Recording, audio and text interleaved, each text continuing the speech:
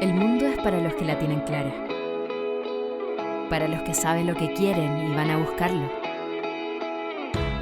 Saben qué música escuchar, qué deporte hacer, qué teléfono tener, a quién seguir, qué postear, de qué hablar, cuándo divertirse y qué elegir.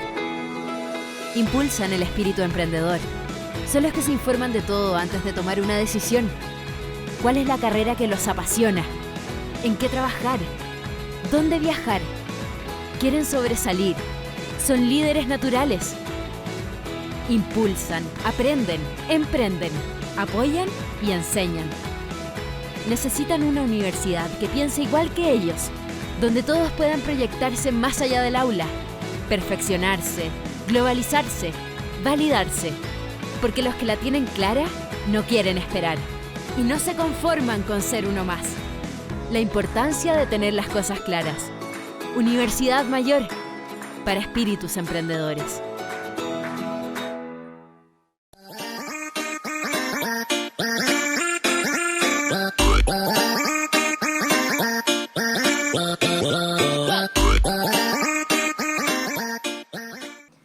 Hola chicos, estamos en una nueva clase de física correspondiente, recuerden, plan común, martes a las 4:30.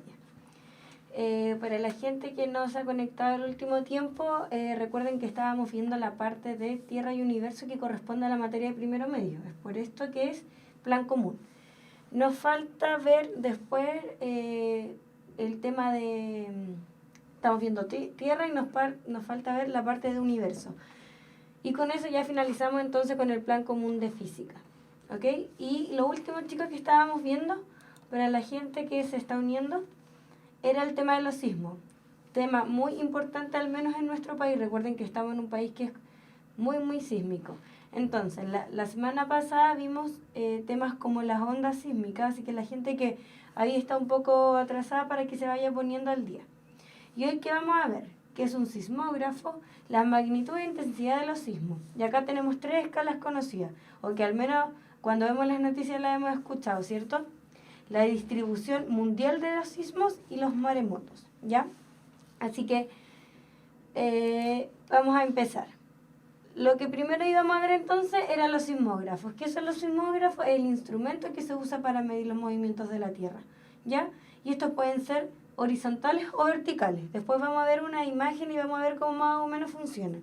Lo importante es que tienen que saber que los sismógrafos es el instrumento de medición. Y existen 2 tipos, verticales y horizontales. ¿De qué va a depender que sean verticales u horizontales? Depende de el movimiento de la Tierra. Recuerden que la semana pasada, cuando vimos las ondas, que de hecho acá tenemos como un esquema de esta, recuerden que dependiendo cómo era la onda, la Tierra oscilaba como de esta forma o tenía este movimiento, ¿ok? Así que dependiendo de eso es que se usa un horizontal o un sismógrafo vertical. Ahora, un sismograma es el papel donde se traza este movimiento, como el que vemos en la foto. Entonces, ¿qué nos puede arrojar esta simbología? Como vemos acá, están los tipos de ondas que se dan en un sismo. Tenemos las ondas P y las ondas S. Recordemos, así como bien globalmente, que las ondas P y las ondas S eran ondas. ¿Por qué se llaman profundas? Porque se daban en el hipocentro. Y el hipocentro era justo el punto al interior de la Tierra, eso es súper importante, al interior de la Tierra, en donde se liberaba esta energía que nosotros conocemos como sismo. En cambio, las ondas superficiales, que son estas de acá, ¿sí?, eran las ondas que se daban en la superficie. Entonces venían desde el epicentro. El epicentro era el punto justo en la Tierra. Supongamos que este es el punto bajo la Tierra, con una línea vertical, llegando a la superficie, ese es justo el epicentro, ¿ya? El punto en la superficie de la Tierra que es vertical al epicentro. Por eso son muy similares los nombres. La diferencia es que uno es el interior de la Tierra, que es justo el punto donde se libera la energía, y la otra es un punto que es en la superficie terrestre. Entonces, ¿qué se puede obtener mediante esta simbología? Como vemos acá abajo sale una flecha que dice el tiempo. Quiere decir esto, como ustedes ya estudiaron ondas con el otro profesor, si no me equivoco, entonces ya saben más o menos lo que es una amplitud de una onda, ¿cierto? Su longitud de onda. Entonces acá el tiempo se puede calcular debido a esta como separación entre una onda y otra. Ahora, la amplitud de una onda que tenía que ver con esto, ¿ya? Esta era la amplitud, hace referencia a la magnitud de una onda. Es decir, por ejemplo, cuando fue el terremoto en el año 2010 y la noticia se decía que fue de 8,8 en la escala de Richter. Entonces, eso hace referencia a la amplitud. Ya vamos a ver la diferencia entre la intensidad y la magnitud. Pero recuerden, amplitud de una onda sísmica me da la magnitud sísmica. No es lo mismo que la intensidad, súper importante. Así que con esto yo puedo conocer con esto es cómo se sabe la magnitud de un sismo y el tiempo el cual dura. ¿Sí? Entonces, continuamos. Como les dije, vamos a ver, basarnos sobre todo en esta clase, en lo que es la magnitud y la intensidad de los sismos, ¿sí? Ahora, ¿cuál es la magnitud de un terremoto? Se define como la cantidad de energía que libera para medirla, y para medirla se usa la escala de Richter, como les dije.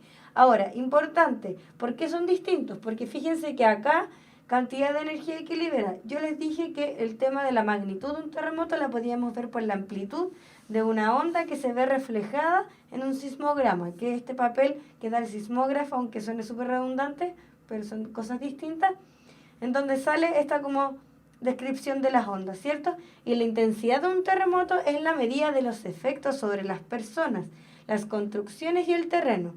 ¿Ya? Entonces, ¿cuál es la diferencia? La otra es una cantidad de energía, es algo que se mide.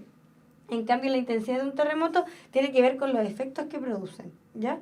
Para medirla se usaba la escala de Mercalli, que yo creo que también muchos la han escuchado, que era una escala subjetiva. Una versión actualizada de ella es la escala MKS. Entonces, chicos, ¿cuál es la diferencia entre magnitud e intensidad?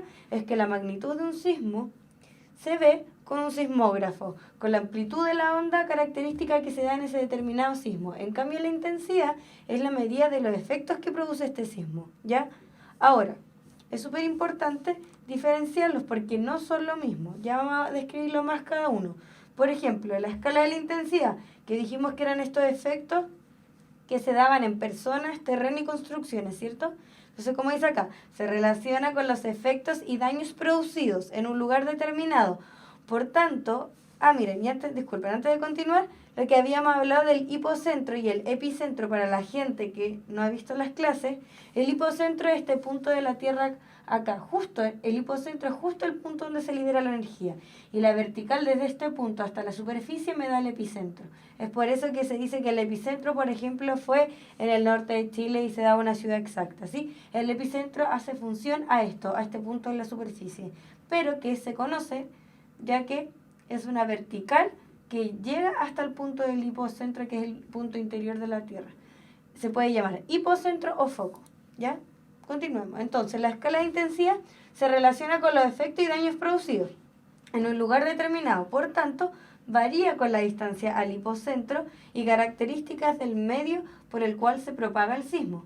¿Qué quiere decir este primer enunciado? Quiere decir, chicos, que esta escala, al referirse a los daños provocados o producidos y a sus efectos, quiere decir que a medida que nosotros nos alejemos del epicentro o el hipocentro, pero pongamos el epicentro que es la superficie, a medida que nos alejemos de este punto, los daños van a ser menores. Entonces, por eso que depende del punto en donde se encuentra esta liberación de energía. Y además, por el medio por el cual se propaga el sismo. ¿Por qué, chicos? Recordemos que las ondas no viajan a la misma velocidad en todos los medios. Un ejemplo claro, que ya lo hemos dicho antes, es la luz. La luz es una onda, ¿cierto? Y la luz no viaja a la misma velocidad en el aire que en el agua.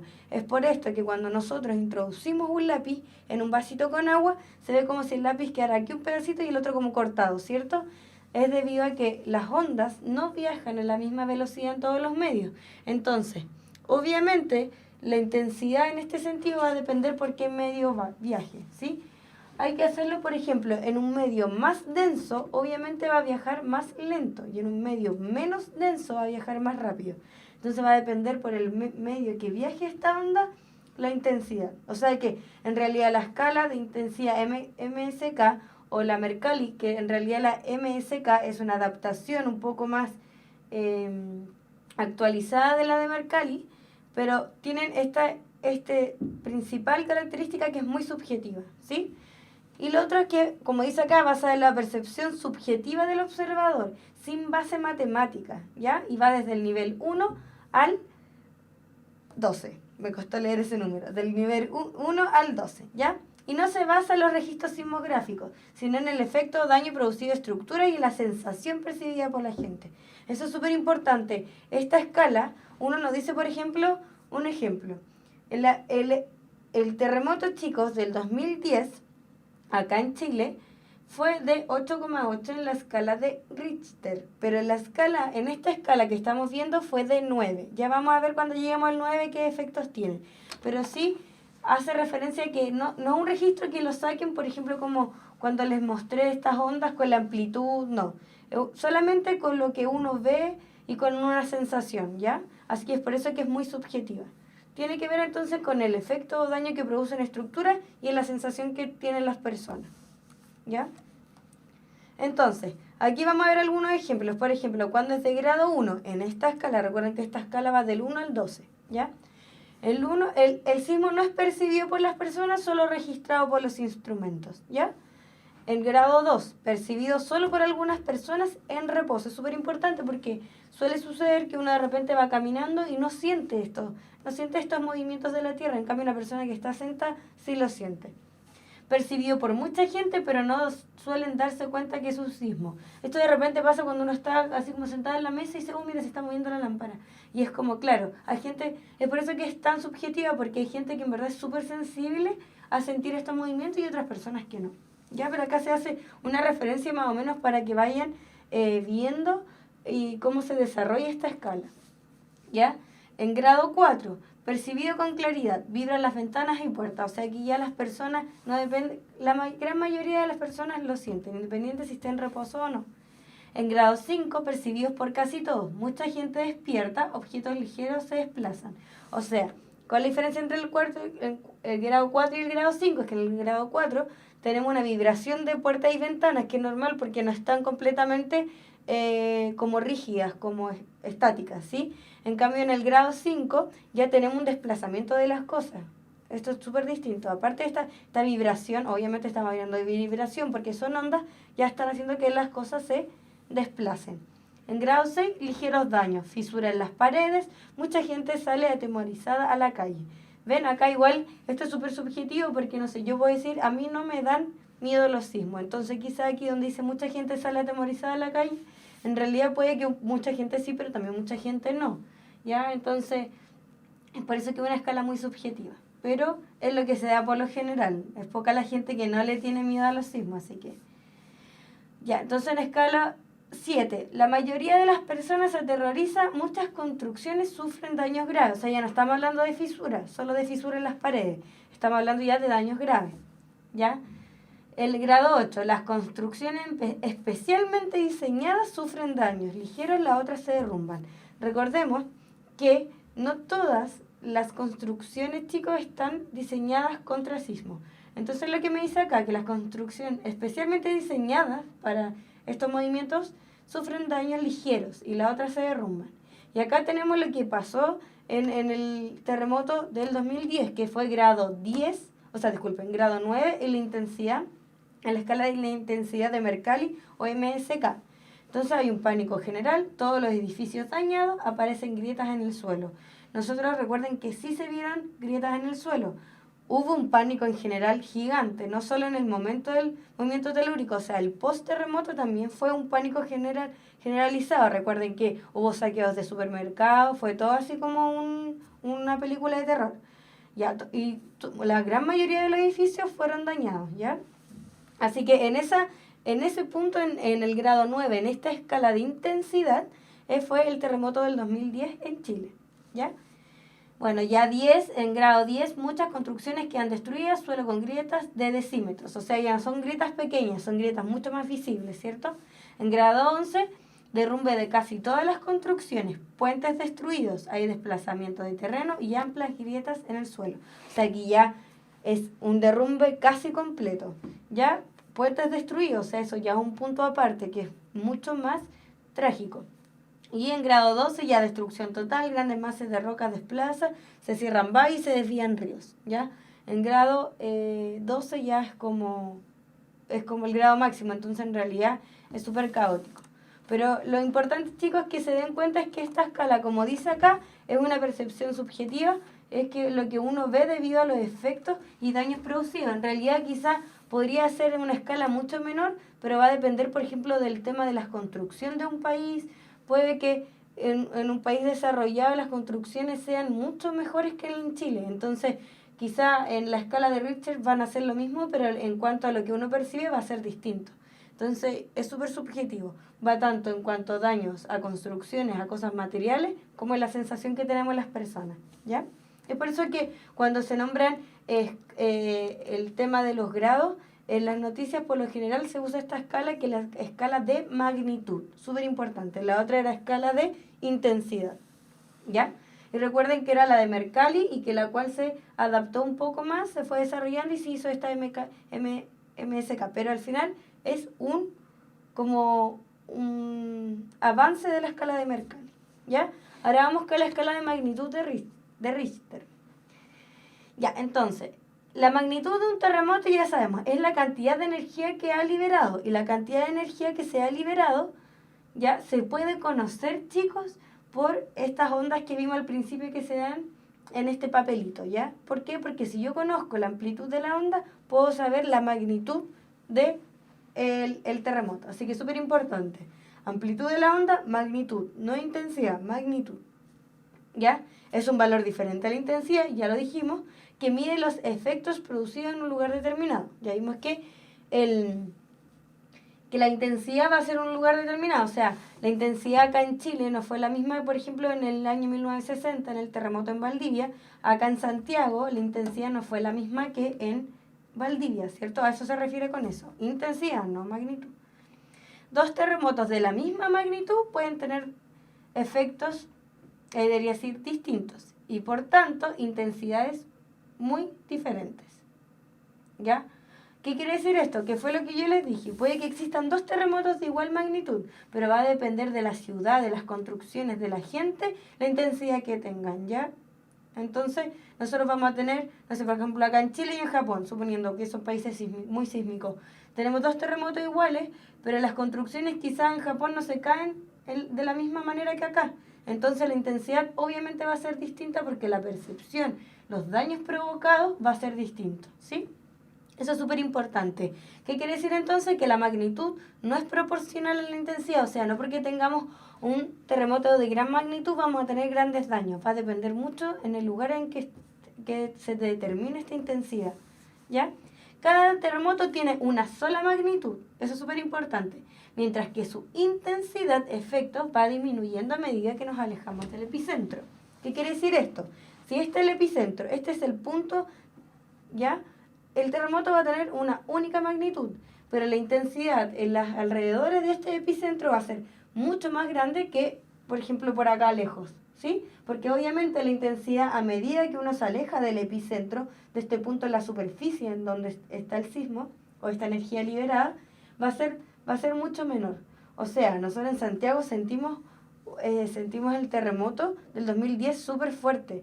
Pero imagínense la gente que estaba más cerca del epicentro, la intensidad, la percepción, o sea, los daños provocados fue mucho mayor que la que hubo acá en Santiago, ¿sí? Importante, ¿ya? Y ahora vamos a ver más o menos los efectos que provocan debido a la magnitud, ¿ya? Recuerden que la magnitud del terremoto del 2010 fue de 8,8, así que para que lo encasillemos en esta clasificación. Entonces, primero, si la magnitud es de menos 3,5 en esta escala, la de Richter, quiere decir que generalmente no se siente, pero es registrado, ¿ya? Si varían de 3,5 a 5,4, a menudo se siente, pero solo causa daños menores, ¿ya? Vamos a ver, de 5,5 a 6 ocasiona daños ligeros a edificios. Por lo general, chicos, las réplicas y los últimos que se han sentido como hartos casi siempre están como entre 5,5 y 6, ¿cierto? Siempre es como 6, algo, 5, algo, ¿ya? Que uno le llama temblor, ¿sí? Porque es un poco más bajo, uno tiene esta percepción de que el terremoto en realidad es un movimiento muy fuerte, pero terremoto hace referencia a cualquier movimiento de la Tierra, independiente de su escala, ¿ya? De 6,1 a 6,9 puede ocasionar daños severos en áreas muy pobladas, ¿ya? De 7,0 a 7,9, terremoto mayor, causa graves daños. Y de 8 o mayor, que fue lo que pasó en el año 2010, que fue de 8,8, es un gran terremoto, destrucción total a comunidades cercanas. Eso es súper importante. Recuerden que obviamente la destrucción, incluso acá en Santiago cayeron edificios o construcciones. Imagínense cerca del epicentro cómo fue la intensidad, ya no es magnitud, intensidad. O sea, hubo mucho derrumbe de construcciones y obviamente hubo un pánico general. Ahora, esto es súper importante, yo les puse una nota. Nunca se ha registrado un terremoto de magnitud 10 o superior en esta escala, ¿sí? El mayor terremoto registrado fue en nuestro país en el año 1960 en la ciudad de Valdivia con un grado de 9,5. O sea, en realidad fue un terremoto, imagínense, si el último, que yo creo que muchas de las personas que están viendo la clase están conscientes de lo que pasó ese día porque por más o menos la edad. Si para nosotros fue algo caótico, imagínense el de 1960, o sea, se fue de 9,5, fue mucho, mucho mayor que el del 2010. Pero lo importante es que acá de esta nota es que no se han registrado sismos mayor a 10 en la escala de Richter. Entonces, para que lo tengan presente, que en realidad el mayor terremoto que se ha vivido fue en nuestro país, en la ciudad de Valdivia. ¿Ya? Ahora, obviamente la escala de Richter hace referencia a un gran... siempre, chicos, en física por lo general, por ejemplo, cuando vieron las leyes de Newton, cuando se ven, no sé, por ejemplo, unidades de medidas como pascales, ¿ya? Por lo general, los nombres siempre van relacionados a la gente que lo descubrió, ¿ya? Y acá, obviamente, fue Charles Richter. El gran mérito consistió, que se da a esta persona, consistió en asociar la magnitud del terremoto con la amplitud de la onda sísmica. Ya lo dijimos, que la magnitud de un terremoto se puede saber por esta amplitud de esta onda, ¿ya? Que en este caso es una onda sísmica, pero al fin y al cabo es una onda, igual como es la luz y como lo es el sonido. Lo que implica la propagación del movimiento en un área determinada. El análisis de esta onda, que fue la onda S, la que él estudió, en un tiempo de 20 segundos, en un registro sismográfico, sirvió como referencia de calibración de su escala. ¿Sí? O sea, él estudió esta onda en específico, que era la onda S, ¿ya? Que se llama onda S por onda secundaria. La gente que está perdida con el tema de las ondas, recomendado ver el video anterior. Y lo que hizo él fue relacionar magnitud con amplitud de la onda, ¿sí? Y de ahí es donde nació él, con su estudio, debido a esta onda, calibró esta escala, ¿ya? Eso es súper importante. Pero quería más que nada hacerles cuenta que él se dio cuenta que la amplitud de la onda me estaba arrojando un dato súper importante de lo que es un sismo, ¿ya? Más que nada, más de que las ondas S y lo que hizo él es esta relación de magnitud, no intensidad, magnitud y amplitud de una onda. Entonces, hasta aquí vimos que tenemos dos escalas distintas. La de intensidad, o la escala de Mercalli, o MKS, que es como un... Ay, se me fue la palabra. Es como una mejora de la escala de Mercalli. Y la escala de magnitud, que se puede ver por la amplitud de una onda, o sea, lo podemos ver en un sismógrafo, ¿ya? Y que se llama también de Richter. Entonces, intensidad y magnitud de un sismo no es lo mismo. La intensidad hace relación a los efectos provocados, entonces puede variar dependiendo el lugar en donde nosotros queramos ver la intensidad. La intensidad en una ciudad cercana al epicentro no hace la misma intensidad a una ciudad lejana al epicentro. Eso es importante, ¿ya? En cambio, la de Richter es una única unidad de medida, una única magnitud, ¿sí? Un sismo tiene una única magnitud y una intensidad que va a variar dependiendo del punto en que nos encontremos con respecto al epicentro, que es este punto en la Tierra, en la superficie terrestre, ¿ya? Ahora, la distribución mundial de los sismos y sus riesgos. Bueno, el tema de los riesgos, chicos, yo creo que es súper importante siempre estar informándose las precauciones que uno debe tomar en estos casos, ¿sí? En los colegios igual se ayuda harto en zonas de seguridad, ¿ya? Así que eso hace referencia con sus riesgos. Ahora, quiero que miren el siguiente mapa. Nosotros en algún momento estudiamos las placas tectónicas. Recuerden que esto es súper importante que nosotros lidiemos el tema de los sismos con todo lo que hemos visto anteriormente. Nosotros empezamos la unidad viendo el tema de la estructura interior de la Tierra. Dentro de la estructura interior había una parte que se llamaba el manto. El manto se dividía en el manto superior y en el manto inferior. El manto superior chico era un soporte a estas placas tectónicas, mientras que el manto inferior era de material plástico. ¿Qué quiere decir plástico? Que no era ni totalmente sólido ni totalmente líquido. Entonces, se producían corrientes de convección. Las corrientes de convección son las mismas corrientes que se producen al calentar agua.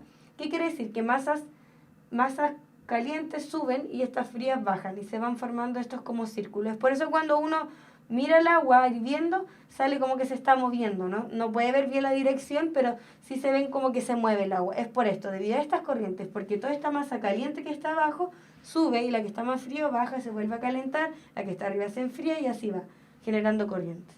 Debido a esta corriente, estas placas tectónicas son móviles, es decir, se mueven.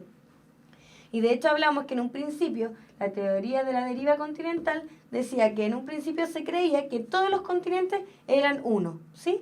Y es llamado Pangea, y que esto, debido a estas corrientes de convección, además de la fuerza gravitacional, se empezaron a mover estas placas. Se movieron, y obviamente si aquí está la placa, los continentes están encima de las placas. Entonces con ellas se movieron los continentes.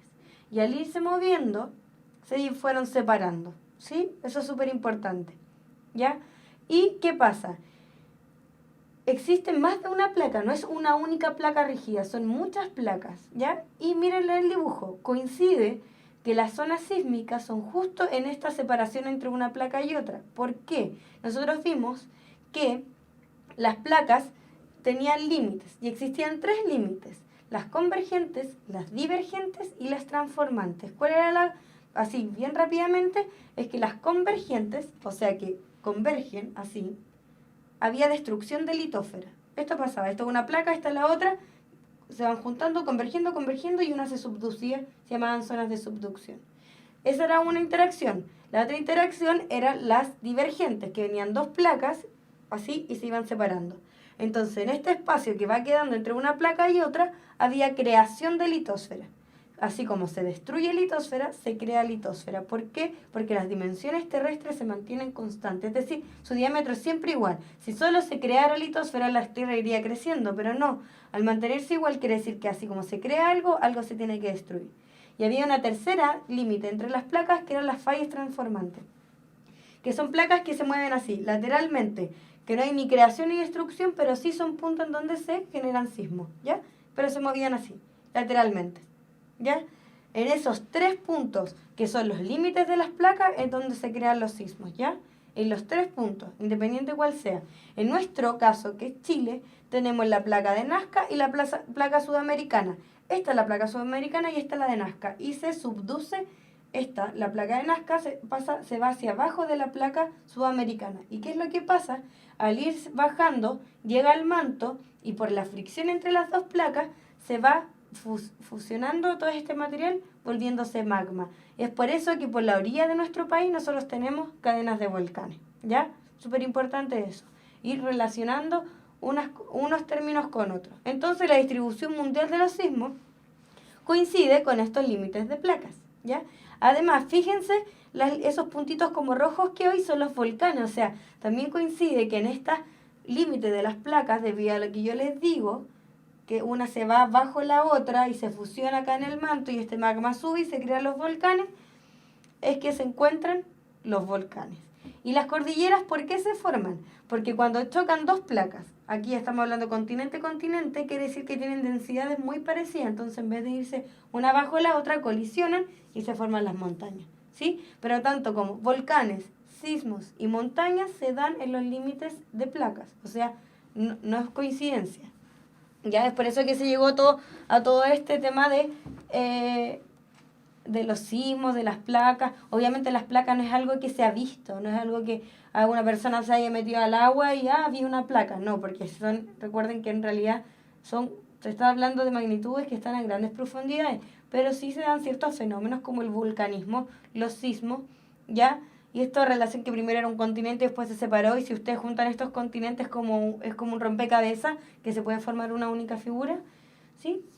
Además, la creación de islas, eso también un punto súper chico, súper importante, que no sé si lo he mencionado, en el tema de las placas tectónicas. Cuando las placas tectónicas se van separando, o sea, van construyendo nueva litosfera en esta parte, o sea, divergente, de repente se crean volcanes porque lo que va saliendo, recuerden que lo que sale del interior de la Tierra es magma, ¿ya?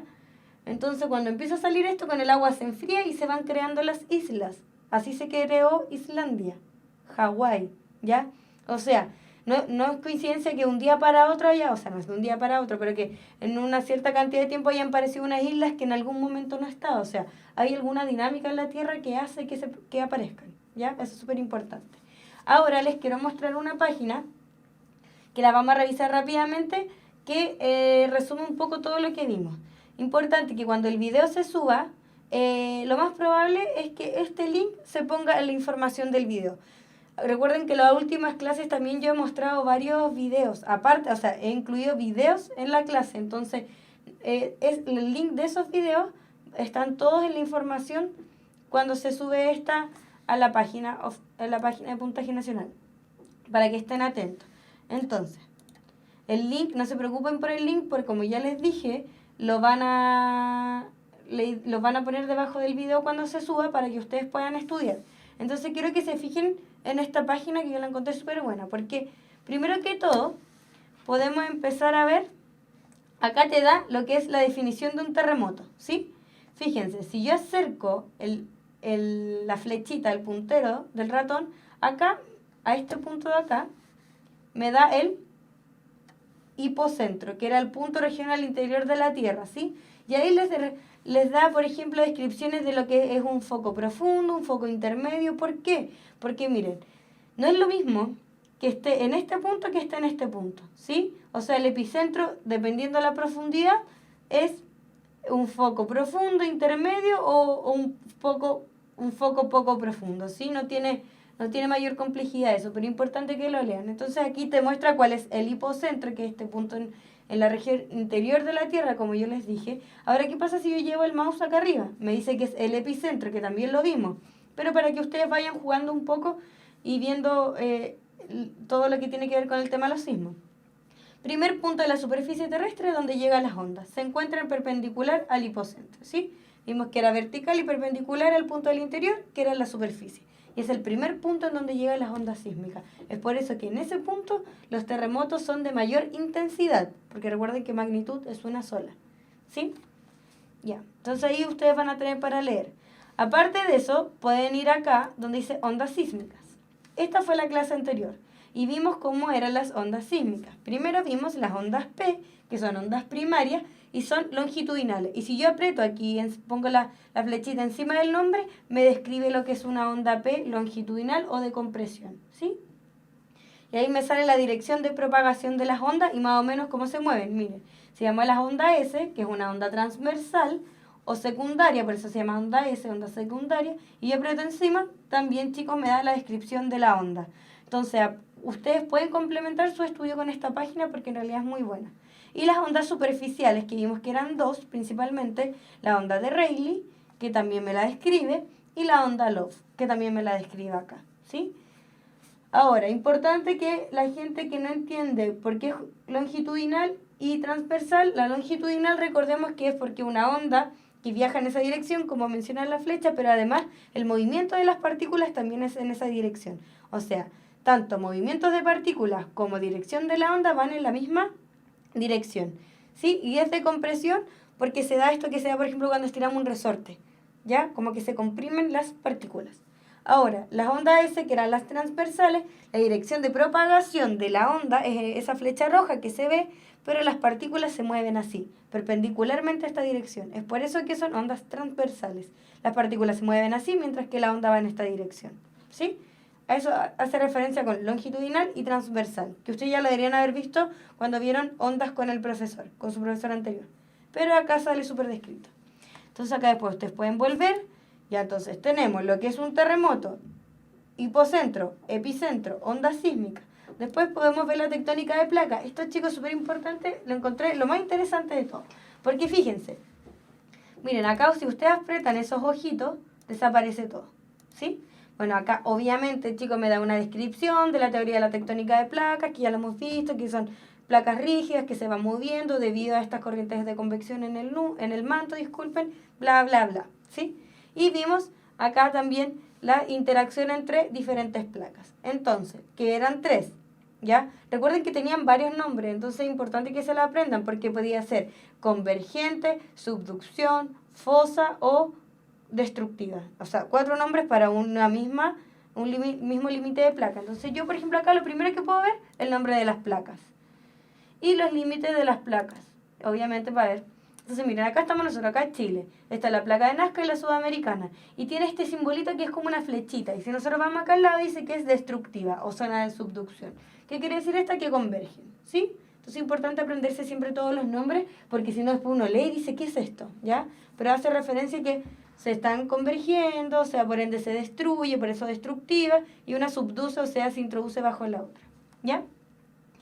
Ahora, límite entre las placas, por ejemplo, podemos ver también acá zonas de subducción. Estas que salen como punteadas, chicos, importante, son zonas que no están definidas. ¿Ya? Es por eso que salen punteadas.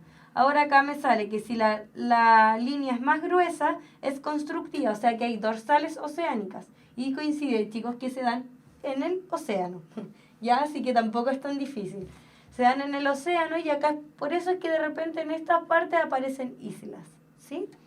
Y las fallas transformantes, que son estas fallas, así que son 2 placas que se mueven así, que no hay ni destrucción ni construcción, solo se llaman fallas transformantes, que se mueven así, que es un caso, por ejemplo, acá arriba, que es la falla de San Andrés, ¿sí? Para los que han visto la película, es un punto muy, muy sísmico, ¿ya? Porque hay mucha fricción entre placas, mucho movimiento. ¿Ya? Ahora, yo además de eso podría poner visualizar los volcanes, que también lo vimos. ¿Y qué se da? Obviamente hay volcanes, miren, submarinos, que se dan debido a estas dorsales, pero en su mayoría los volcanes, miren acá en Chile, se da debido a estas zonas de subducción. Entonces, porque viene esta capa, se mete bajo la otra, este magma sube y se forman los volcanes, ¿sí? Pero miren acá también, esta dorsal está llena de volcanes. ¿Por qué? Porque así como va saliendo material, recuerden que el material que sale es magma, también se producen volcanes bajo del mar. Ya este material se va enfriando y se van formando las islas. Pero es súper importante. Ahora, importante, en las fallas transformantes no hay vulcanismo, solo sismos.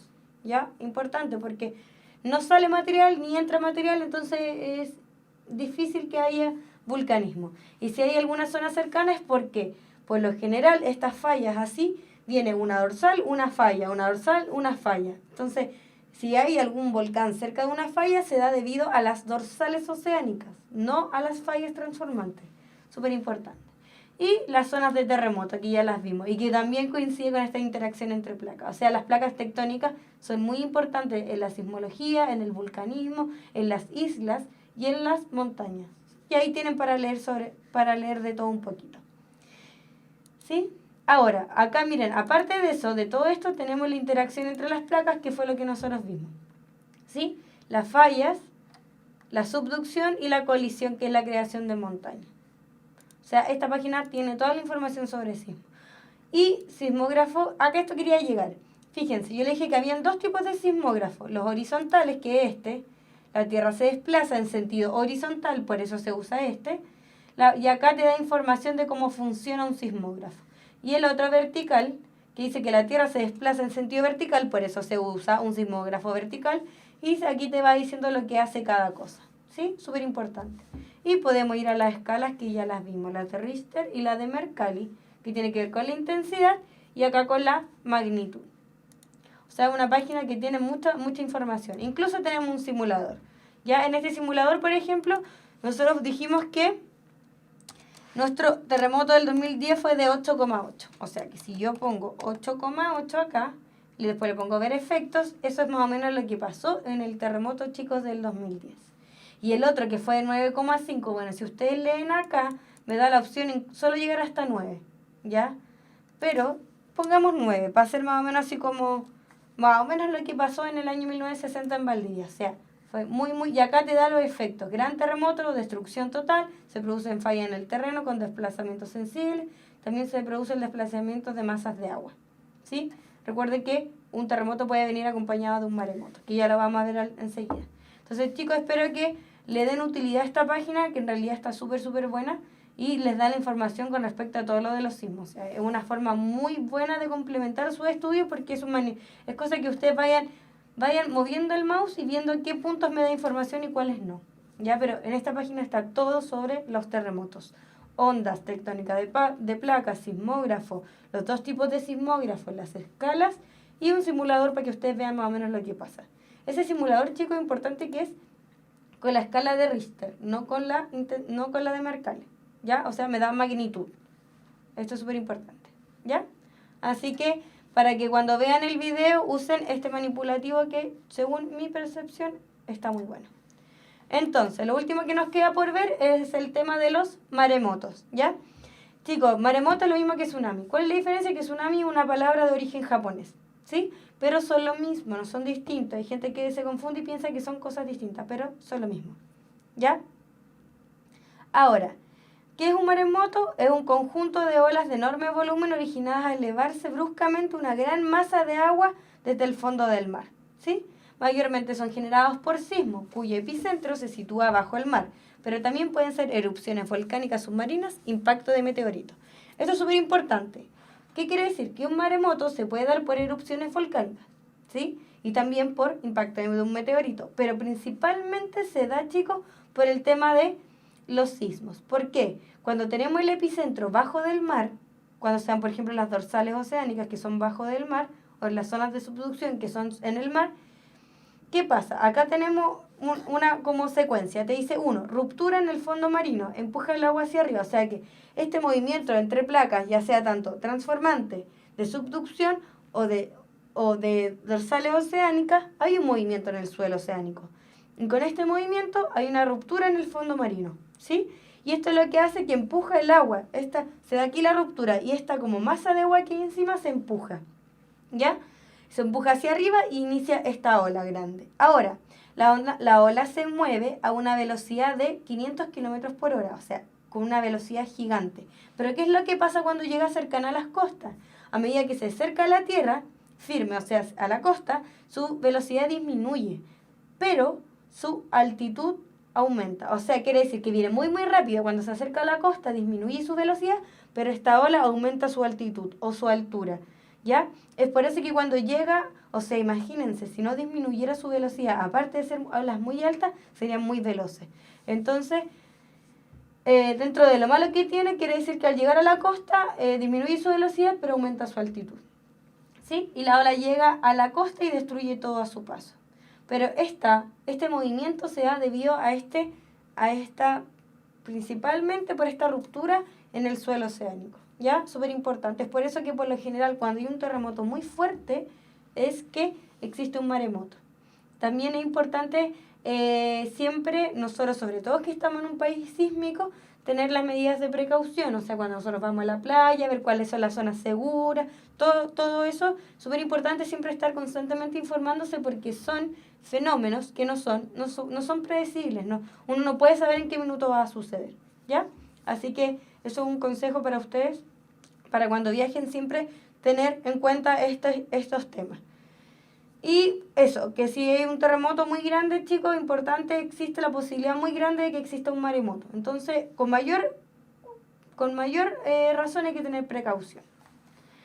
Espero que les haya quedado claro este tema de los sismos. Ya terminamos con sismo y maremoto. Nos queda entonces la próxima clase ver un poco de contaminantes, pero tampoco tan profundamente porque no entra tan profundo en la PSU. Y ya empezamos con universo y con eso ya terminamos lo que es física plan común.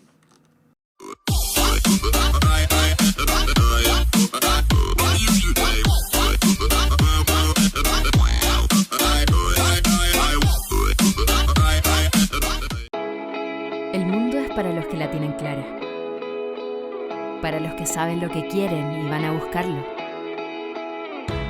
Saben qué música escuchar, qué deporte hacer, qué teléfono tener, a quién seguir, qué postear, de qué hablar, cuándo divertirse y qué elegir. Impulsan el espíritu emprendedor, Son los que se informan de todo antes de tomar una decisión. ¿Cuál es la carrera que los apasiona? ¿En qué trabajar? ¿Dónde viajar? Quieren sobresalir. Son líderes naturales. Impulsan, aprenden, emprenden, apoyan y enseñan. Necesitan una universidad que piense igual que ellos, donde todos puedan proyectarse más allá del aula, perfeccionarse, globalizarse, validarse, porque los que la tienen clara no quieren esperar y no se conforman con ser uno más. La importancia de tener las cosas claras. Universidad Mayor, para espíritus emprendedores.